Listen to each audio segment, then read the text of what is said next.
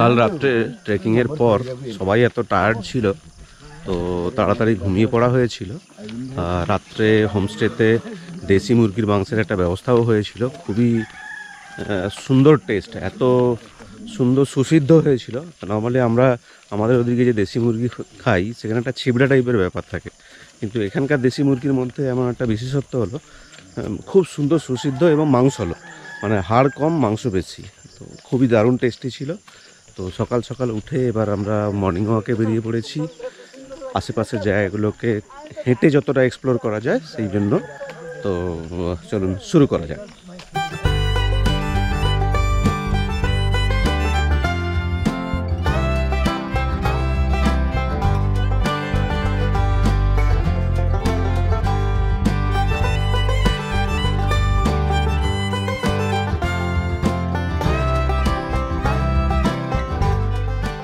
Natural colour, মানে আমি যেটা বলতে চাইছি, এরা এখানে কোনো রকমের আমাদের কেমিক্যাল যে কালার আমরা ঘরের দেওয়ালে ইউজ করি সেসব কালার নয়, এটা ন্যাচারাল। মানে এই ধরনের মাটি পাওয়া যায়, সেই মাটিকে নিয়ে সেই কালারটা বানানো হয়।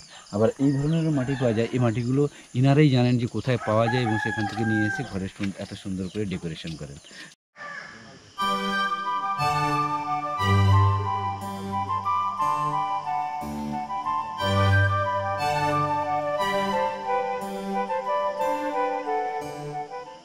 কালকে তো এই ছাতুই দেখছিলাম, আমি তো বলছি এটা সেই ছাতু না, এটা কাঠ ছাতু না, কি ছাতুর নাম জানো? এটা বল ছাতু। বল ছাতু না, এই তো বল ছাতু। এই ছাতুটা শুধু মানে এই সময়টাই হবে, এক সপ্তাহ আর দারুণ খেতে। শালুক ফুলের লাজ লাই রাইতে শালুক ফুটেলো, রাইতে শালুক ফুটে, আর যার সাথে যার ভালোবাসা, যার সনে যার ভালোবাসা, সেই তো মজা লুটেলো। বকুল ফুল সোনা দিয়া হাত কেনে বান্ধাইলি। আমাদের সঙ্গে মানবেন্দ্র আছে, মানবেন্দ্র একজন কবিও। তো সকালে ওদের সঙ্গে হাঁটতে বেরিয়েছি, সেই সময় এই গানটা মানবেন্দ্র আমাদেরকে শোনালো।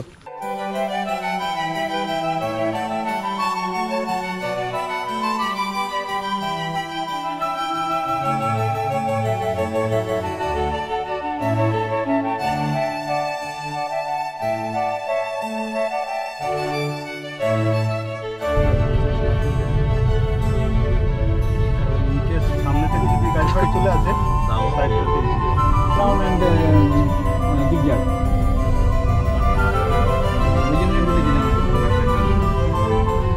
কাকড়াঝোড়ের হোমস্টে থেকে বেরিয়ে পড়েছি। এবার নেক্সট উদ্দেশ্য বেলপাহাড়ি। এখান থেকে প্রায় 30 কিলোমিটারের জার্নি। তো পুরো ঘন জঙ্গলের মধ্যে থেকে বেরোচ্ছি আমরা।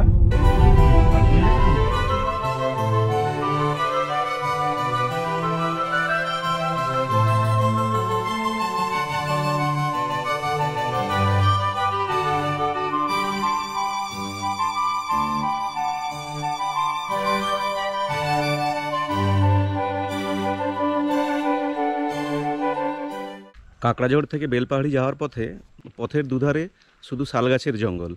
তো সেই কারণে আমরা গাড়ি দাঁড় করিয়ে নিলাম এবং কিছু ফটোগ্রাফি করার জন্য।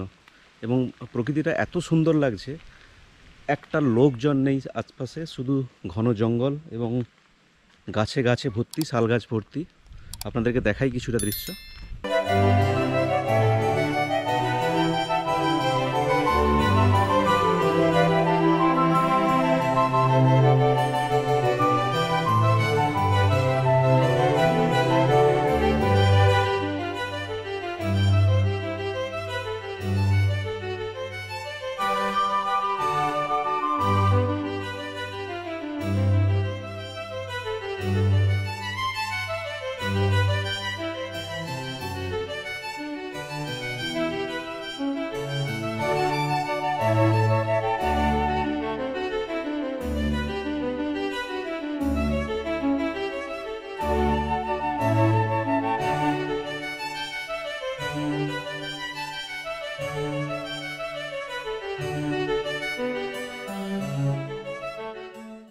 এটা আমরা একটা গ্রামের মধ্যে দিয়ে যাচ্ছি।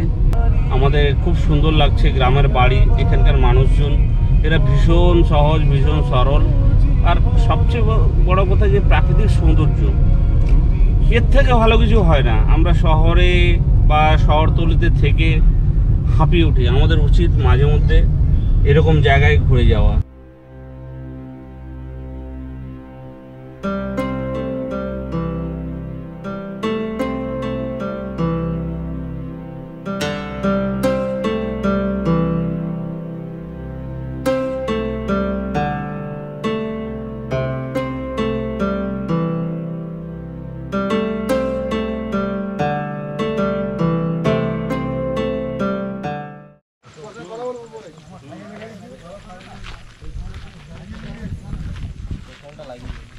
কাঁকড়াঝোড় থেকে বেলপাহাড়ি যাওয়ার পথে আমরা দাঁড়িয়ে গেছি এবং এখান থেকে হেঁটে প্রায় 3 কিলোমিটার দূরে একটা লাল জল বলে জায়গা আছে, প্রাগৈতিহাসিক গুহা আছে ওখানে।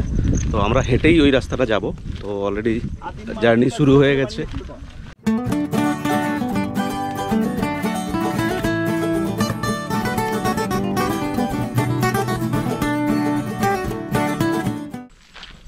প্রকৃতিকে একদম কাছ থেকে অনুভব করা। এই রাস্তাটার লাল জল যাওয়ার দুপাশেই এত ঘন জঙ্গল, নিস্তব্ধ, আর আমরা তার মাঝখান থেকে হেঁটে চলেছি। দেখে মনে হচ্ছে খুব একটা ট্যুরিস্ট হয়তো এদিকটায় আসে না, কিন্তু আমাদের এই জায়গাগুলো খুবই পছন্দ। যে জায়গাগুলোতে ট্যুরিস্টের একটু ভিড় কম থাকে, যেখানে গিয়ে আমরা নেচারটাকে খুব ভালো করে এনজয় করতে পারি। আমরা প্রায় 10 মিনিট হেঁটে ফেললাম। রাস্তার দুপাশে এখানেও জঙ্গলে ভর্তি, কিছু গুল্ম জাতীয় জঙ্গল আছে, তার পেছনেই শাল গাছের জঙ্গলও আছে। তো অনেকটা হাঁটা হয়েছে, বেশ ভালোই লাগছে, কেন রাত্রে খাওয়া দাওয়াটা খুব হেভি হয়ে গেছিলো। তো সকালে একটু ঘাম ঝরানোর জন্য একটু হাঁটাটা খুব জরুরি ছিল, তো সেই কারণে হেঁটেই চলেছি। ছোট ছোট ঝর্ণার শব্দ আসছে পাশ থেকে, তারপর শাল গাছের পাতায় বাতাস লেগে যে বাতাসের শব্দ, সেইগুলো পাচ্ছি। নিস্তব্ধতার মধ্যে এই আওয়াজগুলো একটা অন্যরকম অনুভূতি দিচ্ছে।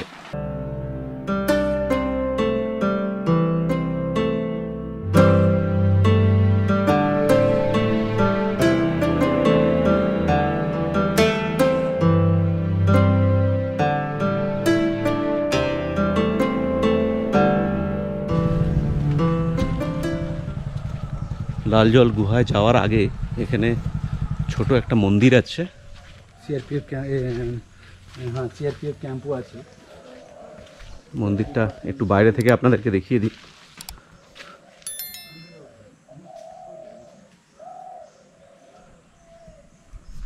এবার বেশ কিছুটা রাস্তা পাহাড়ি রাস্তায় সিঁড়ি তৈরি করা আছে, ওই সিঁড়ি বেয়ে ওপরের দিকে উঠতে হবে।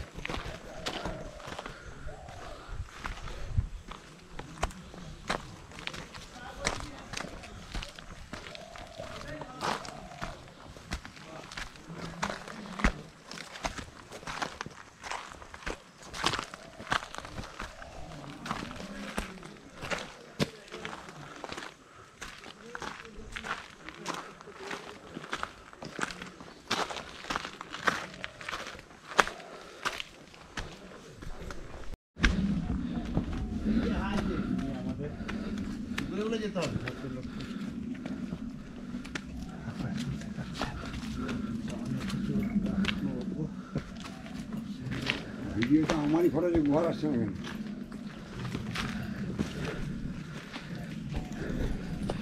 এটাই সেই প্রাগৈতিহাসিক গুহা।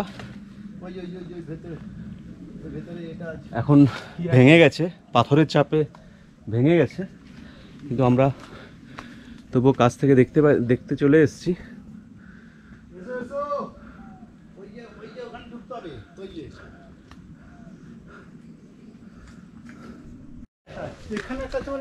আর একটু ওপরে উঠলে আরও একটা গুহা আছে, সেই ওপরে ওঠার চেষ্টা করছি আমরা।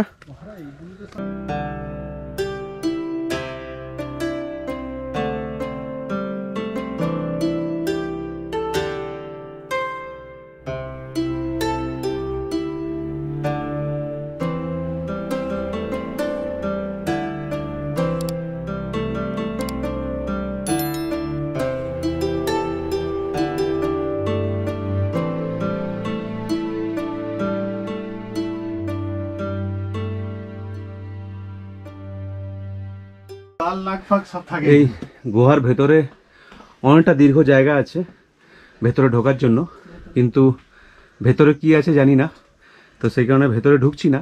আমরা বাইরের থেকেই আপনাদেরকে দেখানোর চেষ্টা করছি। এগুলো ম্যানমেড নয় মনে হয়, জানো? না ম্যানমেড কেন হবে, ন্যাচারাল না। গুহাটা দেখার পর একদম উপরের দিকে, আরো উপরে টিলাতে উঠবো। আরে গেট অন ফটো প্লিজ। এইটা দেখো, এখানে দেখো, এইটা করে ঢুকে যায়, এই যে একদম টিলাতে উঠে চলে এসেছি। ছোট টিলা, কিন্তু ওঠাতে বেশ একটু কসরত করতে হলো। তো আমরা এই টিলার উপরে এবার একটু ঘুরে বেড়াই।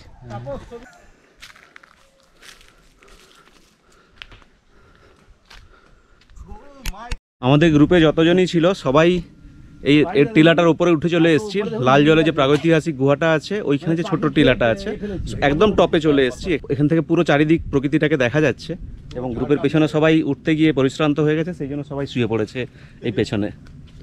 এটা একটা প্রাগ ঐতিহাসিক গুহা, ন্যাচারাল গুহা। এটা পাহাড়গুলোর উপরে, আমরা সবাই পাহাড়ের উপরে যে আছি, এই সাইডে পাহাড়গুলোকে দেখালে তুমি ওটাকে মানে সবাই বুঝতে পারবে যে হ্যাঁ রিয়েলি কত উপরে উঠেছি।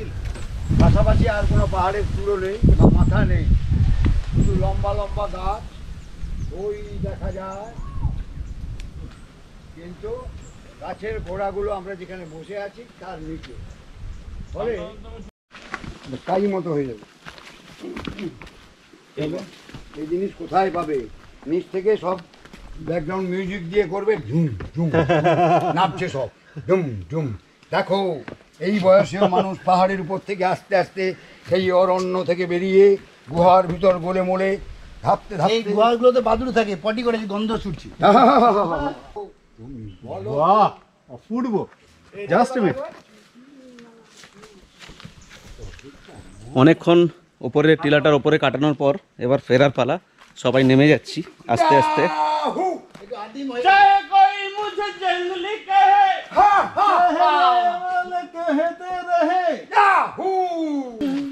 तेरी बेवफाई ते हंस जगे सारे, उजड़ दे धर से जले मन तेरा भी किसी को मिलन के, अनामिका तू भीतर से मेरी भीगी भीगी सी, मेरी भीगी भीगी सी पलकों पे रह गए, जैसे मेरे सपन बिछड़ के রাস্তার উপরেই শুয়ে পড়েছি। जले मन तेरा भी किसी को मिलन के, अनामिका तू भीतर से।